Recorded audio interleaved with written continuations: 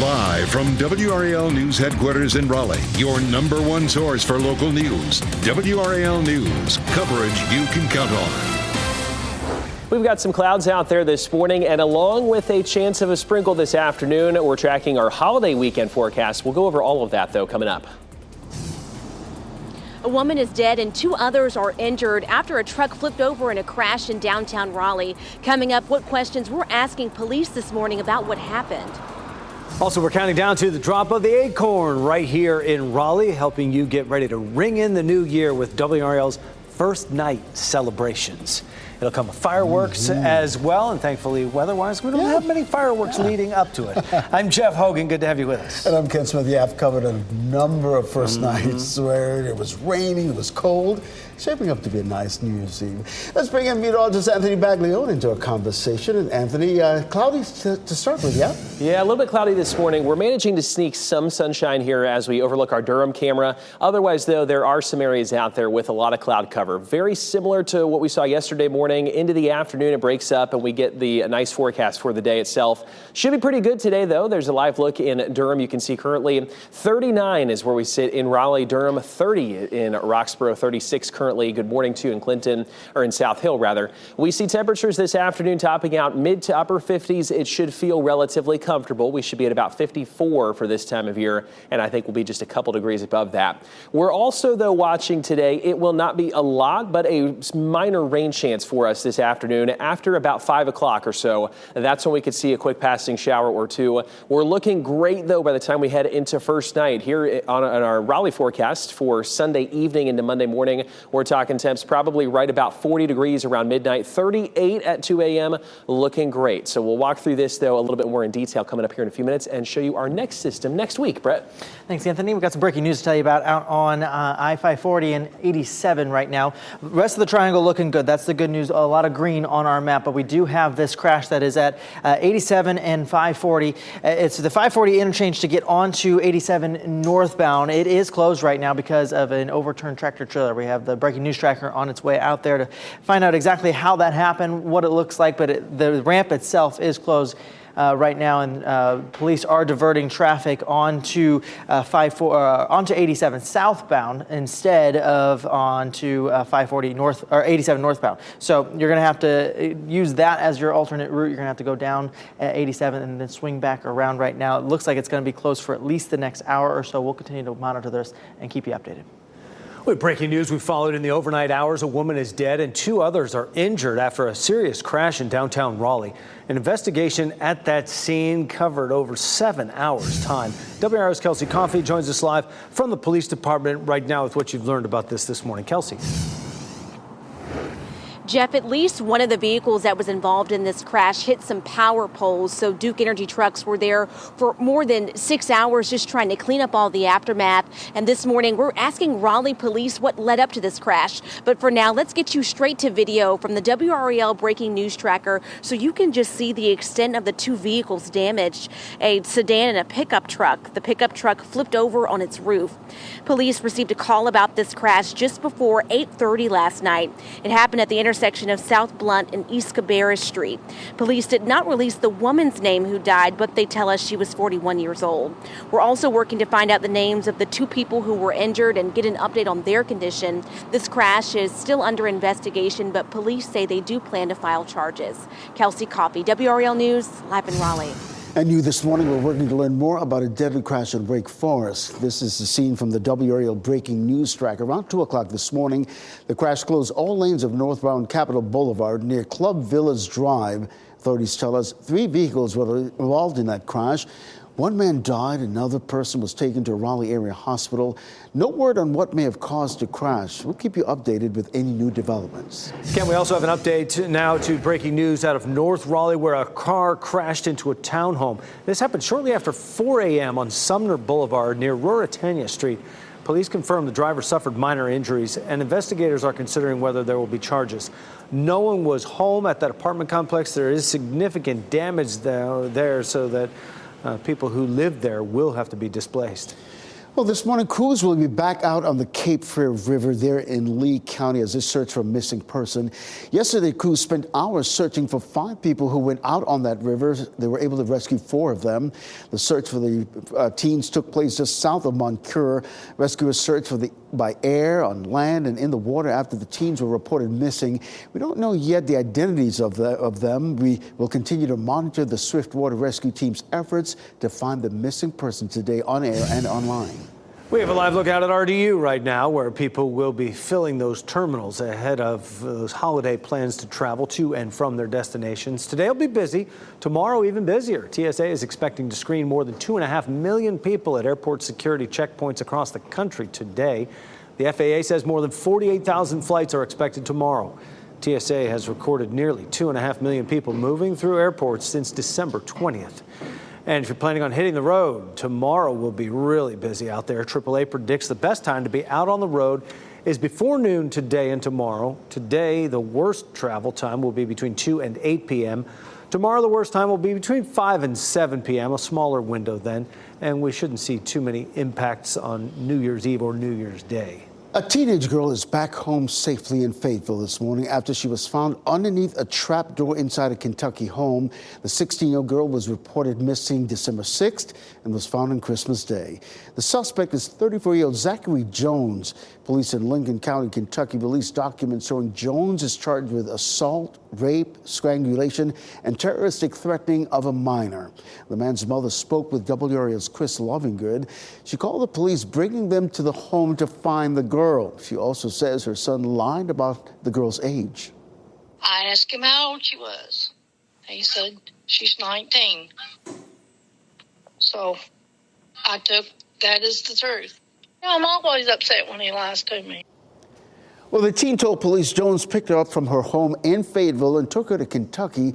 She said Jones had a gun, choked, and threatened to kill her. We reached out to the victim's family, who declined an interview. Kentucky law enforcement says Jones will be charged in North Carolina as well.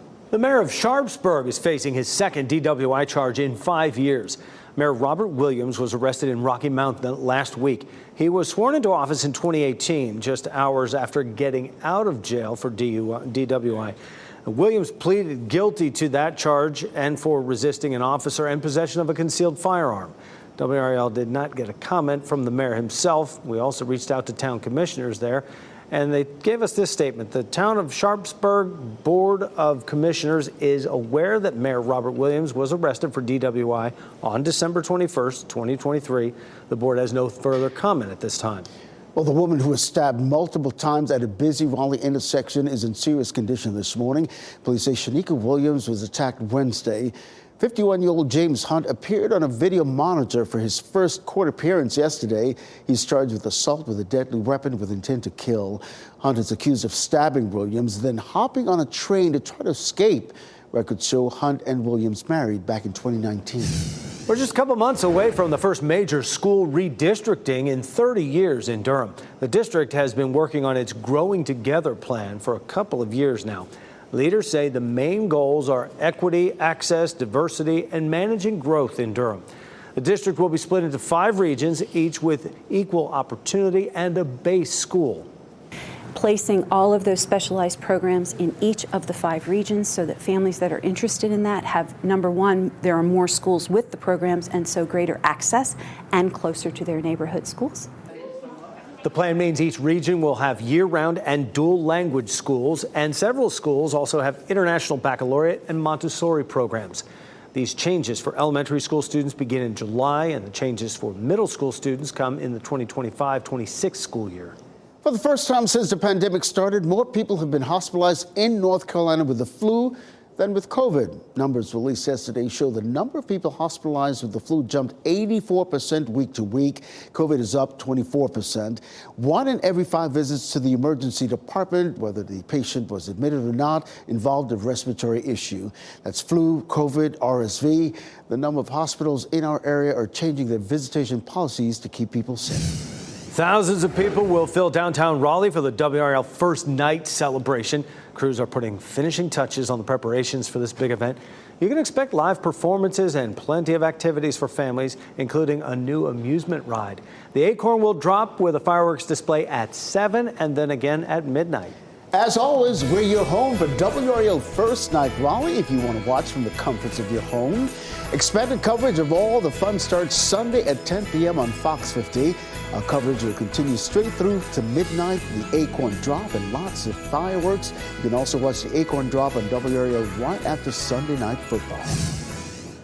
Police in Texas are searching for persons of interest after a pregnant teen and her partner disappeared. A new video shows who may be responsible for it. And powerful storms brewing up trouble in the Pacific Ocean. Just ahead, a look at the dangerous conditions with evacuation warnings in place for thousands of people. And in our area, we are nice and quiet right now. Just a few clouds out there as we overlook our studio tower camera. Looking good, a little bit chilly, but we're going to talk about here if we have any rainfall on the way for this holiday weekend and talk about travel as well coming up.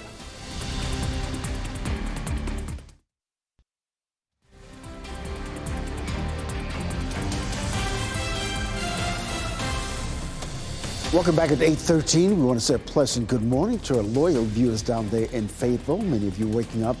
Some cloud cover this morning. That's pretty much what's happening all around the triangle and surrounding areas. Let's welcome in meteorologist Anthony Baglio into our conversation. And over the next day or so, a lot of people will be taking to the skies and the roadways. Yeah, and certainly travel, thankfully, in our neck of the woods is looking great. We really do not have any big storm systems on the way, anything that will disrupt that travel here across North Carolina. We'll talk about, though, kind of where the storm systems are here across the country. That could cause some issues for you and hopefully make you aware of that. But I love when I can put green, green, green, check mark, all of the above here on our forecast. Let's talk about where we sit, though, across the state. We have temperatures, yes, definitely chilly right now. We're at 37 in Greensboro, 30 in Boone, mainly in the, let's say, mid to upper 30s across the triangle, even a few low 40s right there in Fayetteville. It's chilly. We definitely have a cold air mass in place currently.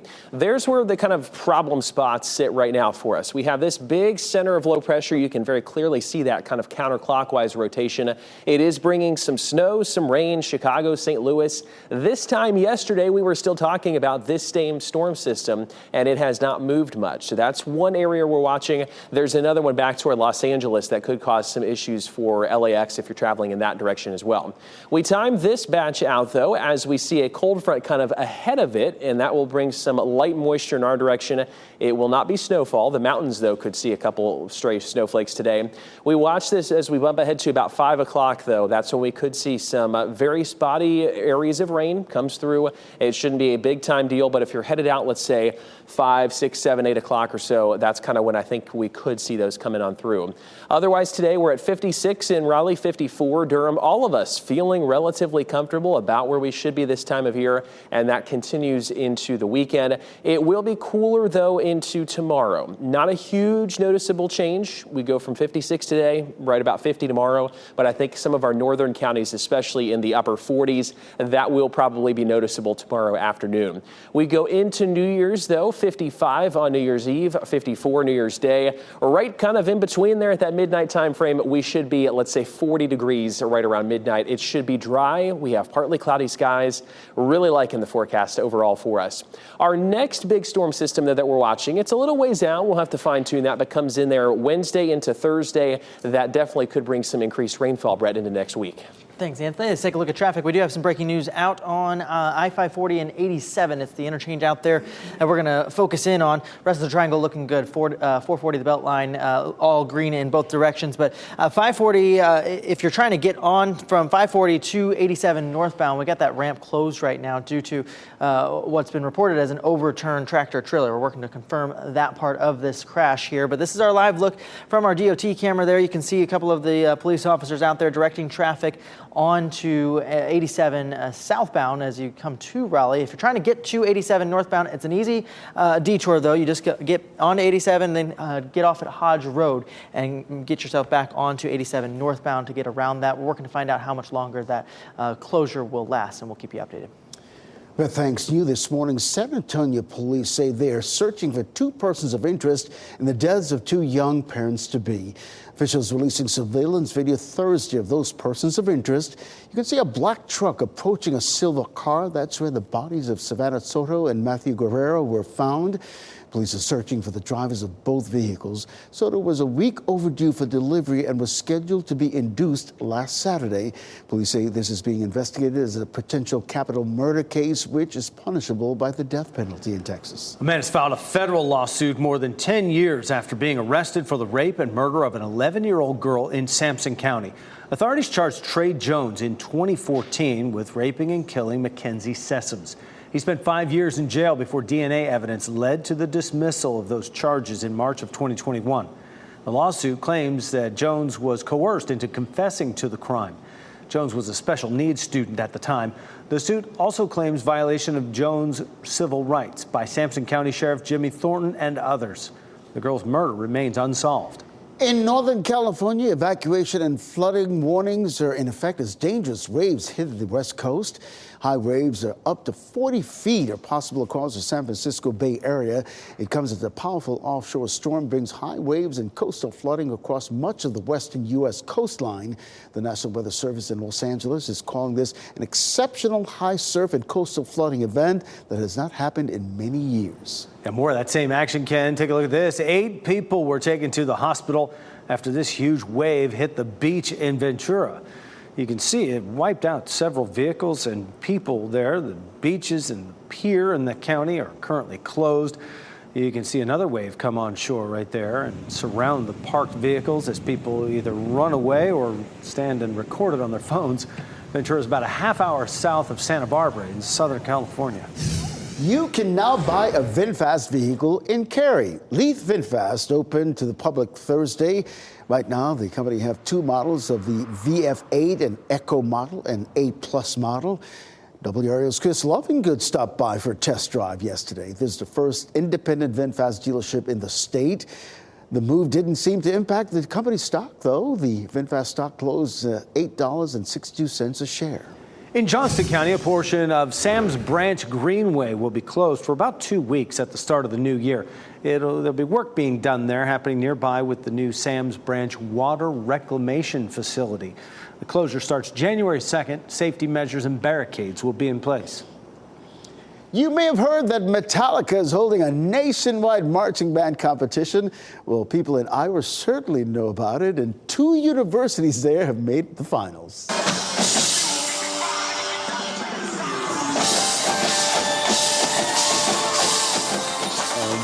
You can understand why. The Iowa Hawkeyes Marching Band performed 5 popular Metallica songs to submit as part of the Metal Bands To Whom the Band Toes competition.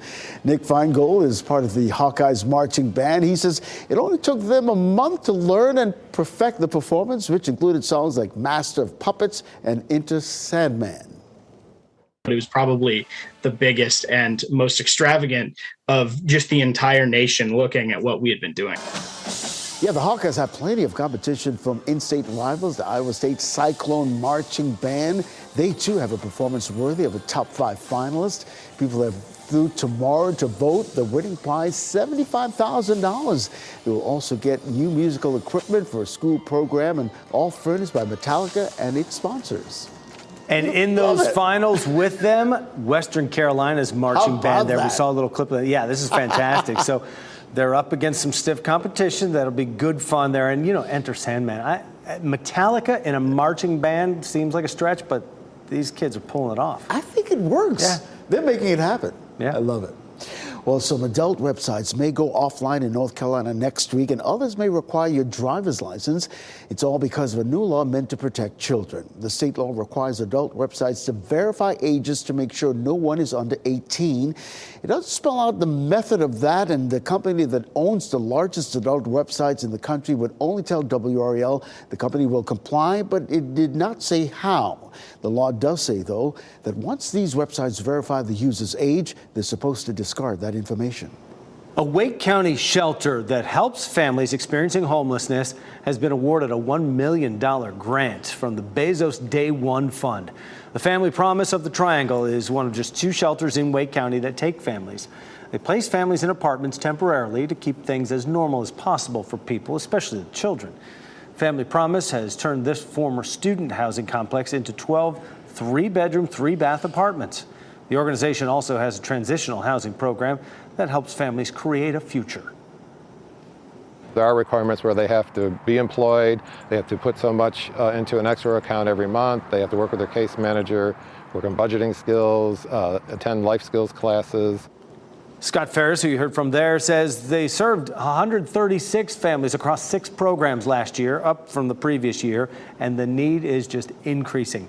They're getting 15 to 20 calls a day. That $1 million grant will be used over the next 5 years to expand the One Shelter Diversion program and expand space so they can house more families. This morning, we are close to a record number of donations coming into Coats for the Children. We've raised so far $172,000 to help provide warm clothing for children in our area, and there's still time to donate. Go to WRAL.com or scan the QR code on your screen. The Coats for the Children campaign runs through the end of the year, just 3 days left. A second state has now formally moved to disqualify former President Donald Trump from the 2024 ballot. The reaction from the Trump campaign after learning of this decision. And a potential threat for a product that you might have in your pantry. We'll tell you about it coming back. As you get into your car, tune to WRAL News Plus on your radio. In Raleigh on 99.3 FM. In Durham, 96.5 FM. And everywhere on 101.5 HD3. Good morning at 8:26. I'm Ken Smith on this final Friday of 2023. Let's see how the forecast is shaping up with meteorologist Anthony Baglione at the WRAL Severe Weather Center. Yeah, good morning, Ken. It is a beautiful start. It is chilly for us, though, right now. 39 in Raleigh-Durham, 41 in Fayetteville, 39 in Goldsboro. We're starting to see some sunshine, though, peeking through, and that's going to make, I think, for actually a pretty pleasant afternoon. 56 is where we top out today, right about the Triangle area, 57 in Goldsboro, and we're at 57 in Clinton. There's a very slim chance of a shower coming through after about 4 o'clock, but if you're traveling, maybe going out to dinner, just taking your dog out or something, that's something to watch for. It should taper off, though, pretty quickly there, but as we head into tonight. Yeah, let's take a look at traffic. Breaking news out on 540 and 87. It's the ramp from 540 to 87. It is closed right now due to an overturned truck. We're working to learn exactly what kind of truck that is that's overturned. But we do have a live look out there. You can see there is a tow truck that actually just appeared there on the scene. But we have Knightdale police officers that have that ramp closed. They're going to direct you on to 87 southbound. Just get off at Hodge Road and get back onto 87 northbound if you need a detour. A woman is dead and 2 others injured after a serious crash in downtown Raleigh. It happened at the intersection of South Blunt Street and East Cabarrus Street.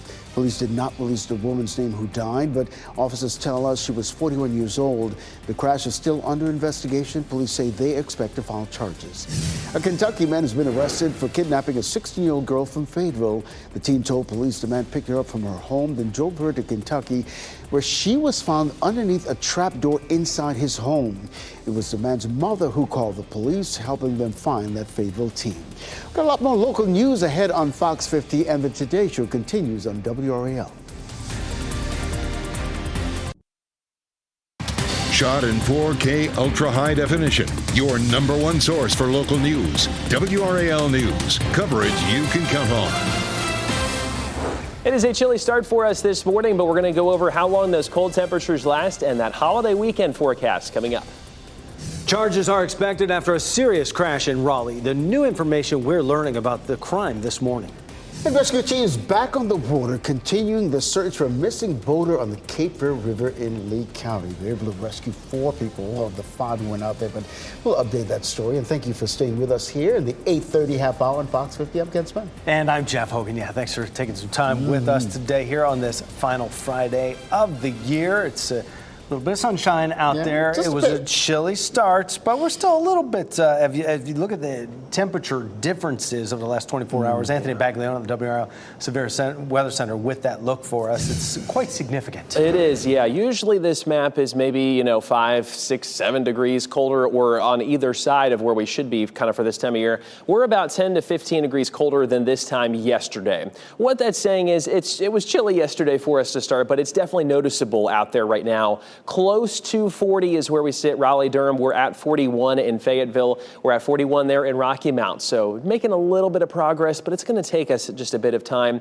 That cold, dense air takes a second to kind of get bubbling up, if you will, and warming up this afternoon. That is what we will see. 56 degrees for us today, 50 for us tomorrow. A little bit cooler as a cold front comes through today. And then we're at 55 New Year's Eve, 54 on New Year's Day. So right in the 50s the next little while. Yesterday we topped out at 60 right on the dot. Our rain chances are minimal for us today, but you notice this kind of disturbance right about there. That gets a little bit closer for us this afternoon into the evening after about 4 or 5 o'clock or so. That could spark up a few light showers, but you notice it is out of here by the time we get to 11 o'clock into late tonight. Brett? Thanks, Anthony. Let's take a look at traffic. We do have this continuing breaking news that we're continuing to follow on 540 at 87. It's that interchange right there. The rest of the triangle looking good. You saw a lot of green on our map. You even see some green right here, but this ramp is actually closed right now due to an overturned truck. We have the breaking news tracker on its way out to this scene to find out exactly what kind of truck it is, but this is our live camera there, and you can see that they have the police there and some DOT trucks there trying to figure out how they're going to get that overturned truck right side up and get it reopened. If you do have to get to 87 northbound, all you got to do is follow that detour over to Hodge Road, get off at Hodge Road exit, and then get back onto 87 northbound to get around this. A woman is dead. 2 others are injured after a serious crash in downtown Raleigh. An investigation at the scene was underway for over 7 hours. WRAL's Kelsey Coffey joins us from the police department right now with what you've learned this morning. Kelsey. At least one of the vehicles that was involved in this crash hit some power poles. So Duke Energy trucks were out there for more than 6 hours just trying to clean up all the aftermath. And today we're asking Raleigh police just what led up to this crash. Let's get you straight to video now from the WRAL breaking news tracker just so you can see the extent of the 2 vehicles' damage. A sedan and a pickup truck. The pickup truck flipped over on its roof.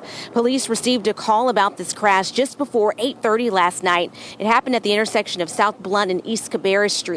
Police did not release the woman's name who died, but they did tell us she was 41 years old. We're also working to find out the names of the 2 people who were injured and get an update on their condition. This crash is still under investigation, but police say they do plan to file charges. Kelsey Coffey, WRAL News in Raleigh. And new this morning, we're working to learn more about a deadly crash in Wake Forest. This was the scene from the WRAL breaking news tracker around 2 o'clock this morning. The crash closed all lanes of northbound Capitol Boulevard near Club Villas Drive. Authorities tell us 3 vehicles were involved in that crash. 1 man died. Another person was taken to a Raleigh area hospital. No word on what may have caused the crash. We'll keep you updated with any new developments. Right now, crews are expected to be back out on the Cape Fear River in Lee County as they search for a missing person. Yesterday, those crews spent hours searching for 5 people who went out on the river, and they were able to rescue 4 of them. The search for those people who were boating took place just south of Moncure. Rescuers searched from the air, on land, and in the water after the teens were reported missing. We don't yet know the names of those 5 people who were out there boating. We will continue to follow the Swiftwater Rescue Team's efforts to find the one missing person still out there today. You can get updates on air and online. Aaron, there's a flood warning along the Cape Fear River in Cumberland County and Bladen counties because of high water levels. Officials say the levels at the William O. Husk Lock are expected to rise above flood stage tomorrow morning.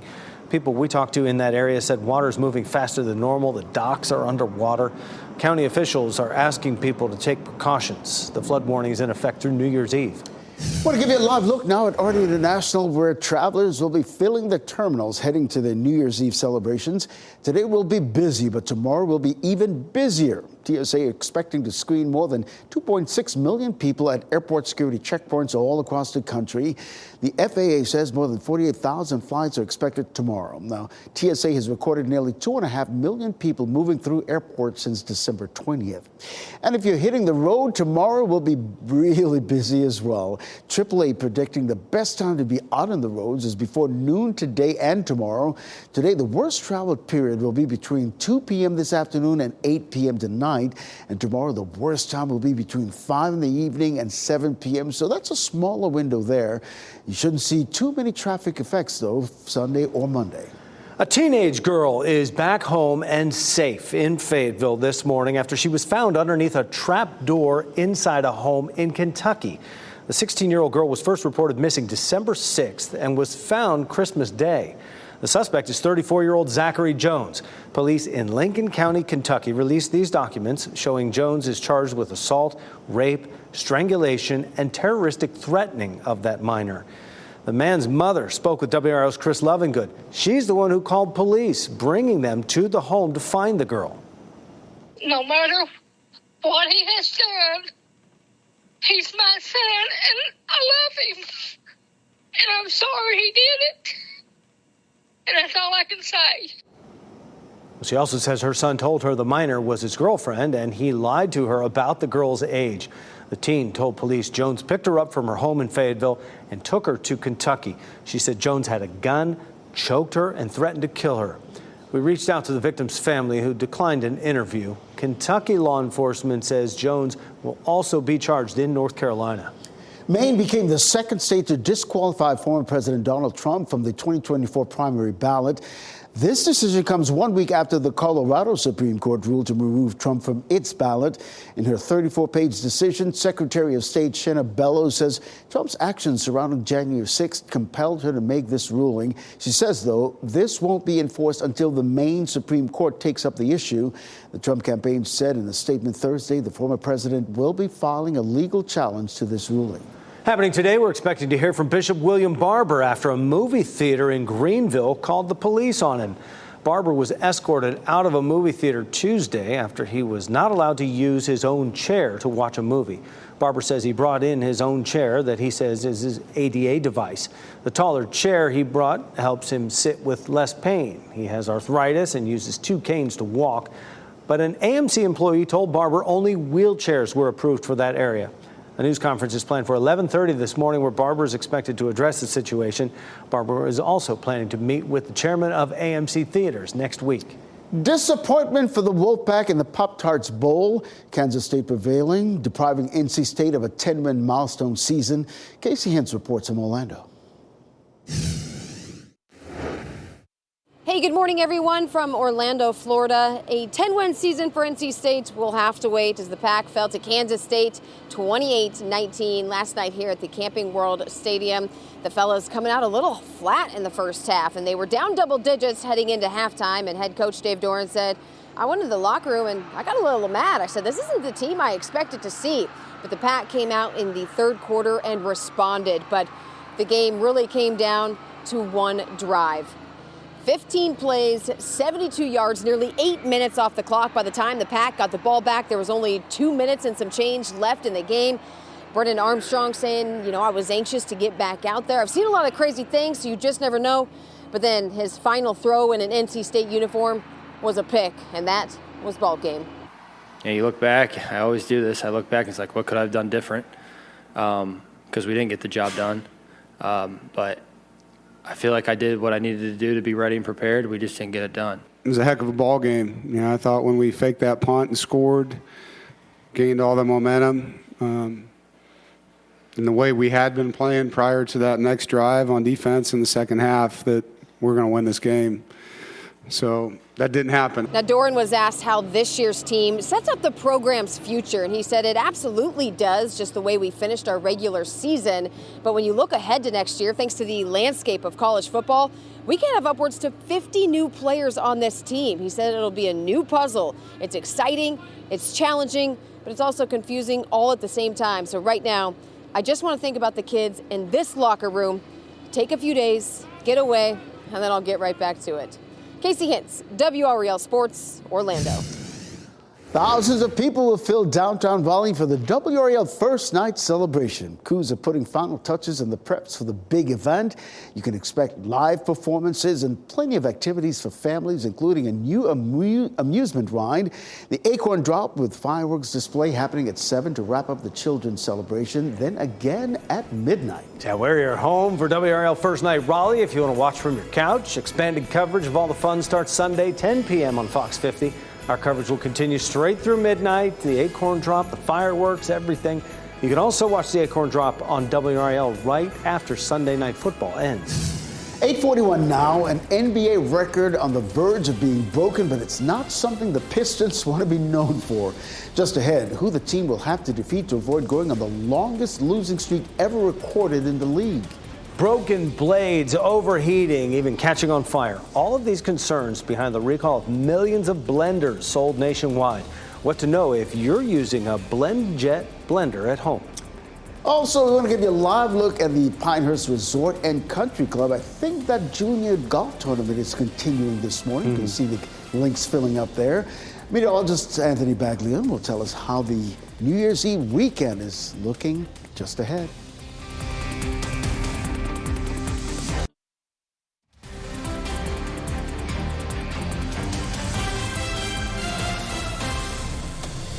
.45 is the time right now on your Friday morning. The peaceful, serene gardens right behind WRAL studio here. Sunshine in Raleigh. And then there's this. Let's go to Anthony Baglione in the WRAL Severe Weather Center where that shot changed again, Anthony. We were looking at Beach Mountain, right? The weather camera there. Magic of TV, right? Yeah, I was hoping this camera. Oh, there we go. Wait for it. Wait. There we go. Beautiful shot. Yeah, our Beach Mountain camera kind of pans around. We were saying maybe it just froze because of the cold temperatures and the snow. A beautiful shot there, though. Lots of people, I'm sure, going to be out and about this weekend. Lots of snow being made. Our Beach Mountain camera. And then back here at home, we are looking pretty quiet as well. They could even see, though, a few light snow showers through today that are, of course, coming down as opposed to the snowmakers. 35 to 45 is what we're going here for temperatures. If you're headed in that direction, it should be feeling fairly festive. I could imagine just sitting in a cabin with a fire going. Sounds really nice this weekend. At the beaches, also looking pretty good. A little cool, but we're not too bad. 55 to 60. A very stray shower to the north. Otherwise, tons of sunshine today. You are looking great if you're headed in that direction, that part of our state. We're at 39, though. It's a chilly start right now in Raleigh, Durham. 32. We've hit that freezing mark in Roxborough. 41 in Fayetteville. We do not have any storm systems on the way that would bring us any snowfall. I know there's a lot of snow lovers out there, and then there's people who do not want the snow. It looks pretty quiet for us over the next week or so. We're at 56 this afternoon, though, so relatively comfortable across the triangle. 57 Clinton, 57 in Goldsboro. I think it should be a pretty nice day. However, you do notice that freezing, a stray shower for us. We're looking at that potential mainly between about 5 o'clock up until 8 o'clock this evening. It should not amount to much, but if you're headed out, let's say you just want to go for a drive, you're heading out for traveling, and you need to go for a walk or something, I think by 5, 6, 7 o'clock or so, you see it right there, and then by the time you see it, you blink and you miss. It's a very quick hitting system, but it's just that chance is there for an inconvenient shower today. We head into the weekend, though, for the holiday itself. We're looking great. Temperatures right about 40 at midnight, 55 degrees the actual high temperature there on New Year's Eve. Very, very pleasant for us on Sunday. We should see a good amount of sunshine. More cloud cover on Monday for New Year's Day itself, but all in all looking pretty good. There's a very slim chance, again, 20% chance of a passing area of rain. That should not amount to much either. Here's what we're looking at over the next 7 days, though, as we head into 2024. Hard to believe. 56 for us today. We dropped to 50 on Saturday, 55 for New Year's Eve itself, 54 on Monday. And then, guys, we see temperatures at 55 by the time we get to Wednesday of next week. Thanks, Anthony. Several pets are dead and an adult is injured after a house fire in Holly Springs. The chief says 2 adults and 2 children were inside the home on Hickory Glen Lane when that fire broke out. A woman was treated for smoke inhalation. 2 dogs, 3 guinea pigs, and a rabbit died in the fire. Family members say they were therapy animals of their daughter who has autism. Investigators are trying to figure out what caused the fire, but they say a space heater was near where it started. Prosecutors representing the man accused of murdering 4 University of Idaho students last year are requesting a summer trial date. This comes as a home where the murders took place was demolished yesterday. Two victims' families pleaded with the university and prosecutors to stop the demolition until after the trial, saying it could still be relevant to the jury. Until the school decides what to do with the lot next, it will remain vacant. Legal experts believe the defense will ask for a venue transferred to a larger city with a larger jury pool. The suspect, Brian Koberger, has pleaded not guilty. 10 people have been rescued after a plane crashed in a remote area of Canada. That plane went down Wednesday afternoon, making a sudden crash landing about 10 miles from the diamond mine. 8 passengers were on board, along with 2 crew members. 6 people had minor injuries from the crash. 2 people had more serious injuries. An emergency tracking device sent out the call for help shortly after that plane went down, but rescue efforts had to pause through the night because of weather. A rescue team was able to parachute in yesterday with medical supplies and food. Everyone is expected to be brought home safely in the coming days. BlendJet blender users, listen up. Nearly 5 million of these blenders have been recalled. They come from more than 300 reports of blades breaking off, 17 reports of overheating and catching fire. There are 49 reports of minor burn injuries and 1 laceration. The blender has been sold nationwide and online. The recall stretches from products sold in October 2020 through last month. It affects several serial numbers, so check those digits. The first 4 digits range from 5201 to 5542. Nearly 1 in 6 adults has trouble hearing. Now that you can buy hearing aids without a prescription, more of those folks are looking for assistance. Consumer Reports put several over-the-counter hearing aids to the test. As with many products, choosing the right one can be challenging. When it comes to over-the-counter hearing aids, it is important to know there are 2 kinds, preset and self-fitting. Preset OTCs are more affordable, and they're generally simpler to set up and use. You can just stick them in your ear and go. But some are so simple that they offer little more than basic volume control. Consumer Reports found a good preset option, the Lucid Engage hearing aids. And for self-fitting, Lexi Lumens were the most affordable, and a pricier but good option were also the Sony CRE E10s, $1,300 though. To test yourself, you can search online for the Hearing Handicap Inventory for Adults Screening Questionnaire. If you score in the mild to moderate range, an over-the-counter hearing aid could be a good fit for you. Well, the Detroit Pistons are hoping not to break a record tomorrow. If they lose to Toronto, they will break the record for the longest losing streak in NBA history. The team's loss to the Celtics last night earned them their 28th straight loss that matches the longest losing streak. Pistons forced overtime, though, before Boston recovered, winning 128 to 122. They now match the Philadelphia 76ers' record consecutive losses.